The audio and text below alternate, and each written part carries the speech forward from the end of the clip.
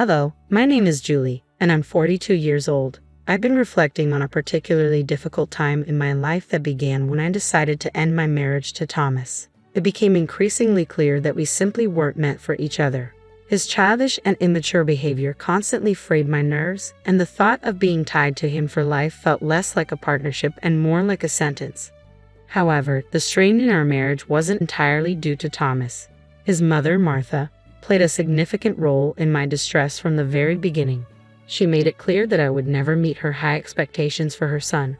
Her relentless criticism and subtle undermining eroded my confidence, making me feel like an outsider in my own home. I recall countless evenings returning home from work, yearning for peace, only to find Thomas absorbed in his video games, completely disregarding me and our shared responsibilities. Any attempt I made to voice my frustrations was met with indifference. "Thomas, I've had a tough day. Could you help out with some chores?" His typical response was dismissive. Later, "I'm in the middle of this game." This disregard extended beyond our daily lives. He even forgot our anniversary, brushing it off when confronted with a casual, "It's just a date. We can celebrate some other time."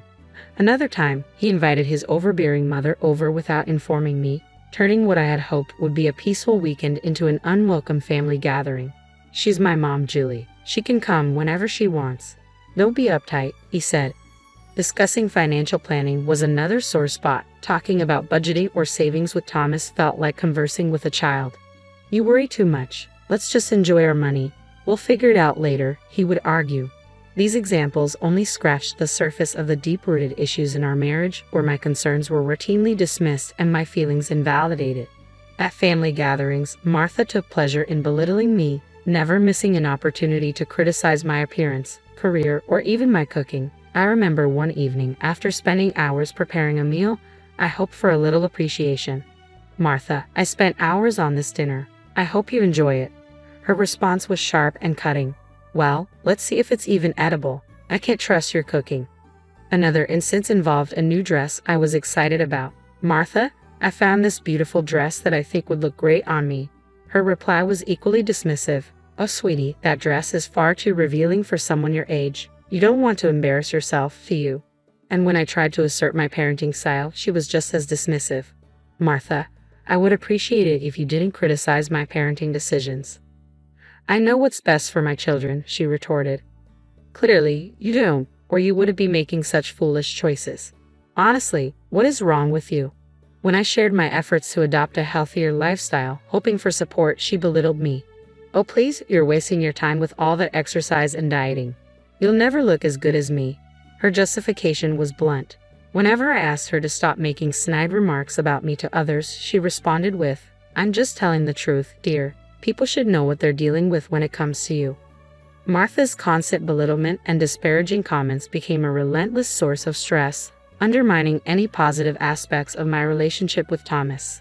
The breaking point came when I realized I deserved more than this toxic dynamic. It was a difficult decision, but I filed for divorce, seeking liberation from the emotional turmoil that had consumed me. In court, I laid bare the irreconcilable differences and the detrimental impact of our marriage on my well-being. As the proceedings concluded, I began to feel the weight lifting. Martha, my ex-mother-in-law, could hardly conceal her pleasure. She leaped up, a twisted smile of victory spreading across her face, reveling in the dissolution of our marriage. Her delight in my supposed defeat was as blatant as it was unsettling. Finally free from the shackles of a troubled marriage, I stood in the courtroom as Martha proclaimed triumphantly that she had won her son back. "I've won! I finally won!" Her declaration, soaked in delight, hung heavily in the air, igniting a surge of anger and indignation within me. How could she take pleasure in my pain, celebrating the end of my marriage as if it were her victory? I couldn't hold back my fury. With contempt lacing my voice, I confronted her, exposing the miserable and pathetic person she truly was. Instead of faltering, Martha only laughed, a cold, mocking sound that echoed through the courtroom. It was a cruel soundtrack to the closing of a chapter that had brought me nothing but distress. It served as a stark reminder that some people revel in the downfall of others, their joy twisted by bitterness. But her laughter only fueled my resolve to move beyond the toxicity that had walked out of that courtroom. I left behind the ruins of a failed marriage and a toxic relationship, determined to reclaim my life. I vowed to reclaim my life and pursue the happiness that had long eluded me. Martha's mocking joy highlighted the struggles I had endured and the inner strength I had discovered. No longer would I allow the judgments of others or the cruelty of those intent on belittling me to define my worth. I was determined to rise above the bitterness and embrace the freedom that lay ahead. With each step I took, I embarked on a journey of self-discovery and healing, committed to building a life that reflected my true value. The road ahead was uncertain, but I faced it with unwavering resolve. The path to happiness might not be straightforward, yet the struggles and hardships I had faced had forged resilience within me. It was time to leave behind the drama, toxicity, and emotional scars, stepping into a future brimming with hope, self-love, and the promise of brighter tomorrows. Unfortunately, the story doesn't end here. When Martha gloated about her victory, she expected to gain something tangible, something she believed she had finally secured. But fate had other plans. She thought she would inherit a coveted family heirloom, the stunning diamond orchid necklace, a piece with exquisite design passed down through generations and valued at millions due to its rarity and craftsmanship. Whenever Martha saw the necklace, her eyes sparkled with unmistakable greed. Yet, throughout my marriage to Thomas, it remained tantalizingly out of her reach. During our years together, Martha often suggested selling the necklace to fund more practical needs, but each time, I firmly rejected her idea. I explained that the necklace was not only valuable, it held deep sentimental significance as a vital part of my family's legacy. Despite her relentless attempts to sway my decision, I stood resolute in my commitment to keep the necklace within my family. After the divorce was finalized, Martha believed she might somehow benefit from the necklace's value, thinking she could claim a share that would satisfy her materialistic desires. What she didn't know was that I had other plans in mind. A month had passed since the divorce when, unexpectedly, I heard a familiar knock at my door. When I opened it, I found Martha standing there, her face streaked with tears and her voice trembling.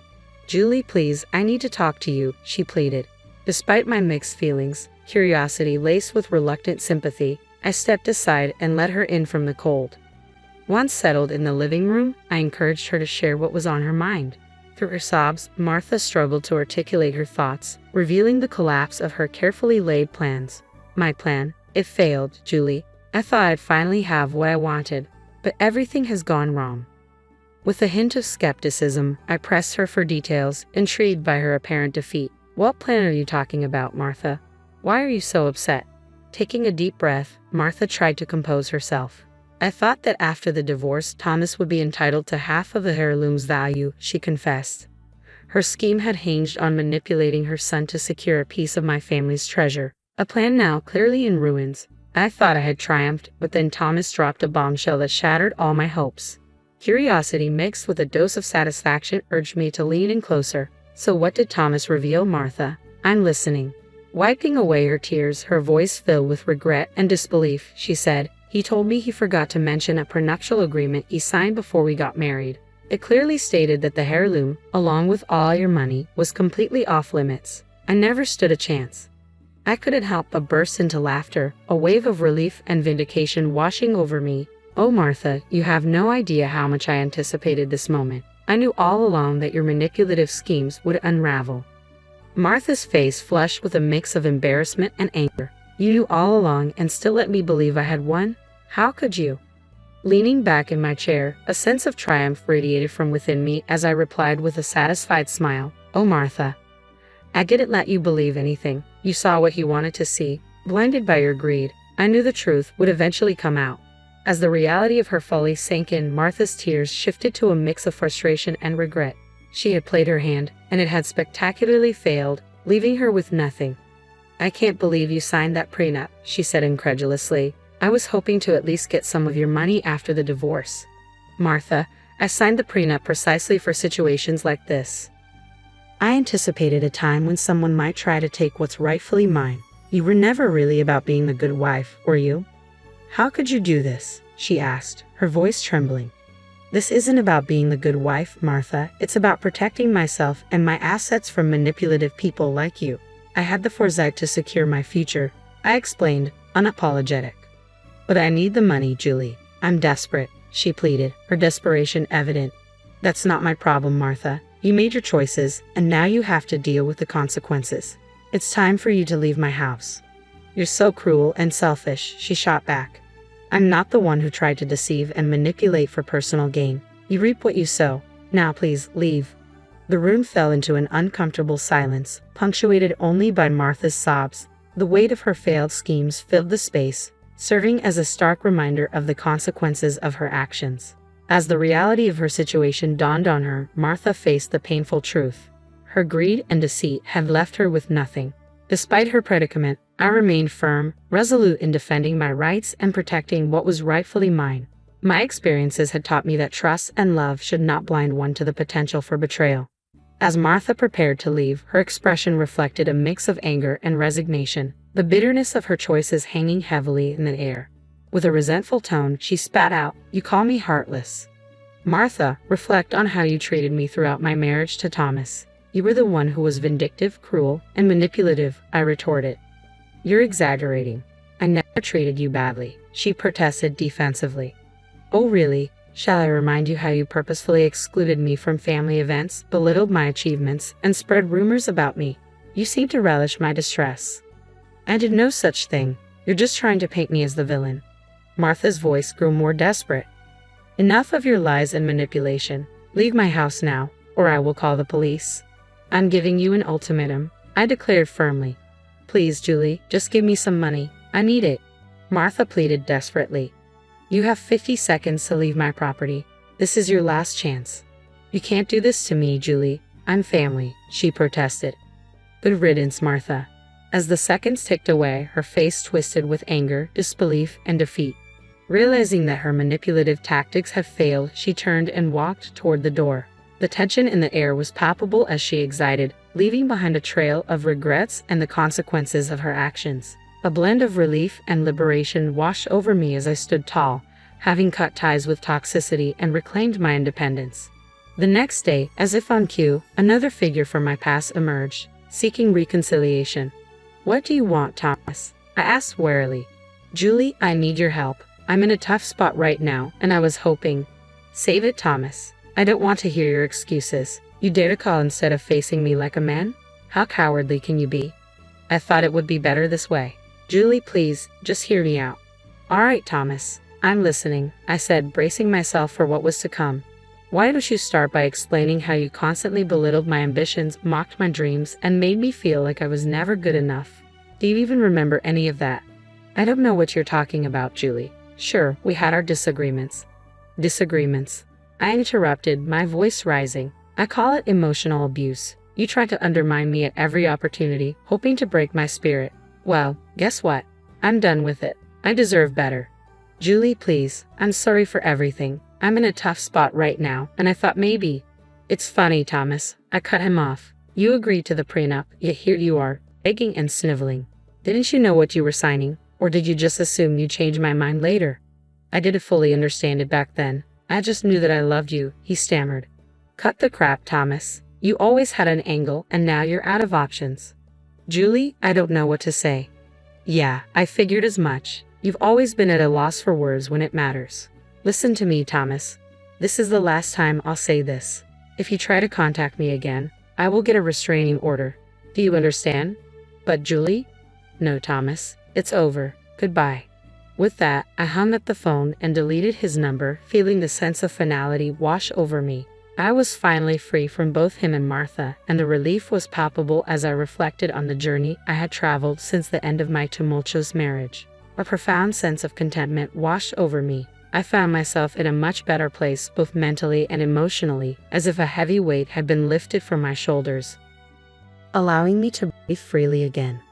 Life had taken some unexpected turns, but now I was relishing the joys it had to offer, fully embracing my newfound independence. I ventured back into the dating world, meeting new people, and experiencing the exhilarating excitement of romantic connections.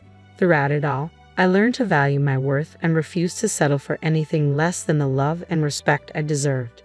Beyond the thrill of new relationships, I found solace and empowerment in sharing my story. The journey I endured during my marriage inspired me to write a memoir recounting the trials and tribulations of my past. It stands as a testament to the strength I discovered within myself. A story of overcoming adversity and finding empowerment in the aftermath of a challenging life chapter. I unearthed a profound strength that serves as a beacon of hope, compelling me to share it with others who have walked similar rugged paths. My writing emphasizes the critical importance of self-love and the courage needed to escape damaging relationships. As I move forward, I can hear the distant rumblings of discontent from my ex-husband and former mother-in-law, their envy unmistakable as they observe my blossoming success and well-being from afar. Their miscalculation of my inner fortitude has left them grappling with the repercussions of their actions. While I've distanced myself from their toxicity, their attempts to tarnish my reputation persist. Martha and Thomas have made a few feeble attempts to discredit me, trying to drag me down to their level of despair. Yet I remain unshaken and undeterred, firm in my resolve to take legal action against their defamatory statements. Their provocations only fuel my determination to see justice served. This new chapter of my life is steeped in gratitude for the resilience I've discovered within and for the solid support system surrounding me. Encircled by friends and family who uplift and inspire me, they cheer on my transformation and motivate me to continue reaching for greater heights. From the ruins of a shattered marriage, I have emerged not only unscathed but fortified, enlightened about my worth and more determined than ever to live freely and fully.